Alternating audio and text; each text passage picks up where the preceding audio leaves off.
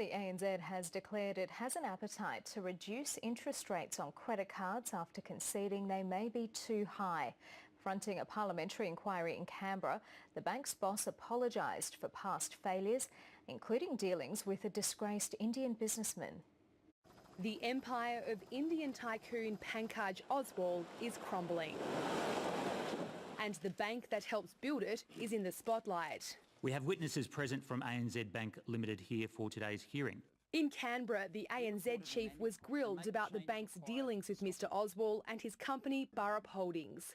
Questioned why the bank continued to lend Mr Oswal money after he admitted forging key documents and why it took 6 months to report him to the corporate regulator.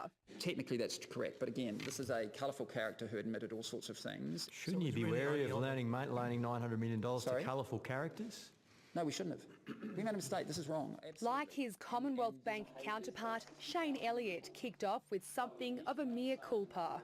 Each time we fall short, we potentially harm a customer or a member of the community, and for that I apologise. He spent plenty of time apologising for past mistakes, including charging 400,000 customers the wrong fees. That suggests an internal culture which is at best negligent. When we find mistakes and we have overcharged, we refund the fees. But when it came to ASIC's claims the bank engaged in rate rigging and market manipulation, Mr Elliot stood his ground. The staff in question were initially stood down, but Mr Elliot says most have returned to work. We found that the majority of them had done nothing wrong. 2 of them we found they had violated our code of conduct and we fired them.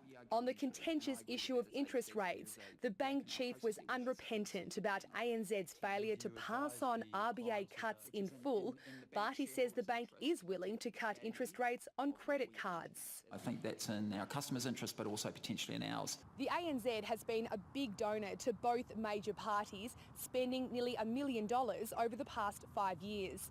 But there are signs the Big Four might be tiring of the constant criticism from Canberra. Mr Elliot says the ANZ may follow in the NAB's lead and end political donations altogether. Jane Norman, ABC News, Canberra.